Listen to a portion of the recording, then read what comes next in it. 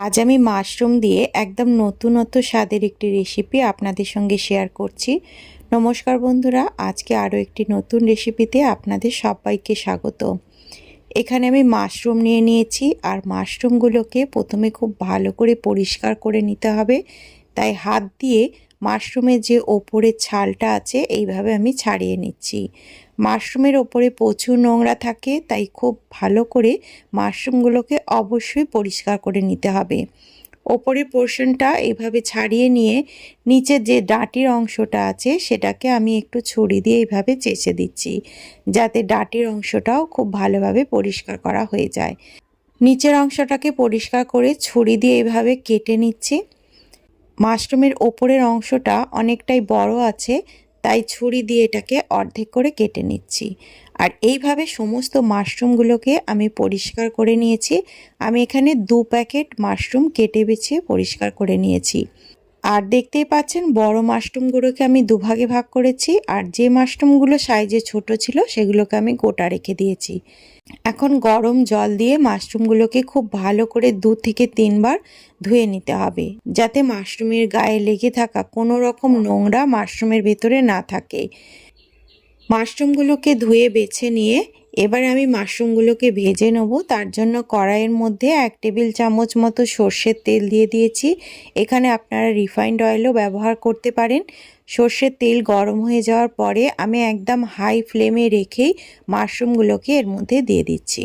Mushroom থেকে প্রচুর পরিমাণে জল বেরোয়, তাই এখানে মাশরুমগুলোকে ভেজে নেওয়ার জন্য গ্যাসের ফ্লেমটাকে অবশ্যই হাইতে রাখতে হবে। আর কোনো রকম নুন না দিয়ে প্রথমে আমি মাশরুমগুলোকে বেশ ভালো করে নাড়াচাড়া করে ভেজে নিলাম। এখন দেখুন মাশরুমগুলোর সাইজটা অনেকটাই ছোট হয়ে গেছে, আর মাশরুমের কালারটাও চেঞ্জ হয়ে গেছে। এই পর্যায়ে আমি এর মধ্যে দিয়ে দেব স্বাদ অনুযায়ী সামান্য পরিমাণে নুন দিয়ে মাশরুমগুলোকে মিনিট খানেক মতো হাই ফ্লেমে রেখে নাড়াচাড়া করে কালারটা হালকা একটু চেঞ্জ হয়ে গেলে এগুলোকে তুলে নেব। এবার তৈরি করে নিচ্ছি মাশরুমের জন্য একটি মশলা। কড়াইয়ের মধ্যে আমি আরও 1 টেবিল চামচ মতো সর্ষের তেল দিয়ে দিলাম। তারপর এর মধ্যে দিয়ে দিচ্ছি 2টো বড় সাইজের পেঁয়াজ কুচি।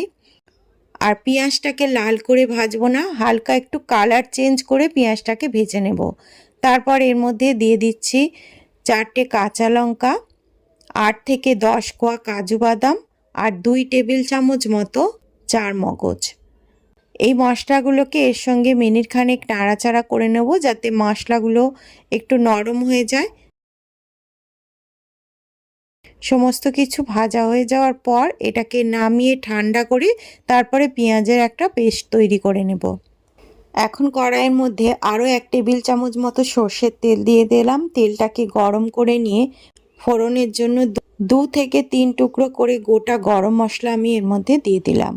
গরম মশলাগুলোকে ভেজে নিয়ে তারপর এর মধ্যে দিয়ে দিচ্ছি প্রায় 1.5 টেবিল চামচ মতো আদা রসুন বাটা।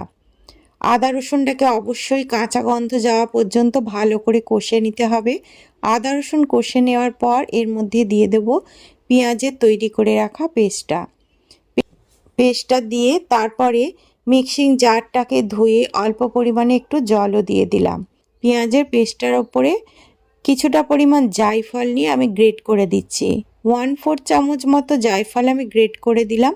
আর তারপর এটাকে ভালো করে মিশিয়ে নিলাম। মিশিয়ে নেওয়ার পর মশলাটা যতক্ষণ না শুকনো হয়ে আসছে ততক্ষণ পর্যন্ত ভালো করে কষে নিতে হবে।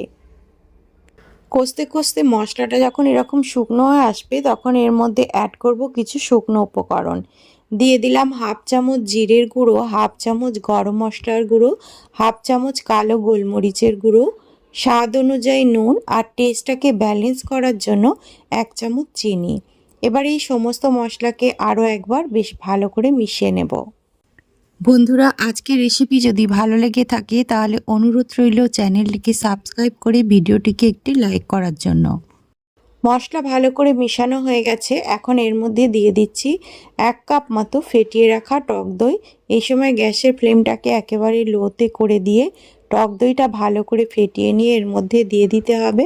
আর গ্যাসের ফ্লেম লো অবস্থাতেই বেশ ভালো করে টক দইটাকে মশলার সঙ্গে মিশিয়ে দিলাম। আর এই মশলাটার মধ্যে হালকা একটু কালার আসার জন্য অল্প পরিমাণে আমি কাশ্মীরি লঙ্কার গুঁড়ো দিয়ে দিলাম। কাশ্মীরি লঙ্কার গুঁড়োটা সম্পূর্ণ অপশনাল, আপনারা দিতেও পারেন আবার নাও দিতে পারেন। আর এটাকে মিশিয়ে দিয়ে তারপর এটাকে ঢেকে দিলাম। যতক্ষণ না পর্যন্ত মশলা থেকে তেল ছাড়বে ততক্ষণ পর্যন্ত ঢেকে ঢেকে লো ফ্লেমে রেখে মশলাটাকে কষে নিতে হবে। এখন দেখুন বেশ মিনিট 3 সময় ধরে মশলাটাকে আমি ঢাকা দিয়ে দিয়ে মশলাটাকে কষে নিয়েছি। মশলা থেকে তেল ছাড়তে আরম্ভ করে দিয়েছে।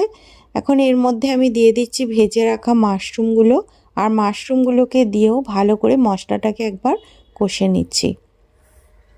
মাশরুম আর মশলা ভালো করে কষে নেওয়ার পর এর মধ্যে পরিমাণ মতো গরম জল দিয়ে দিচ্ছি।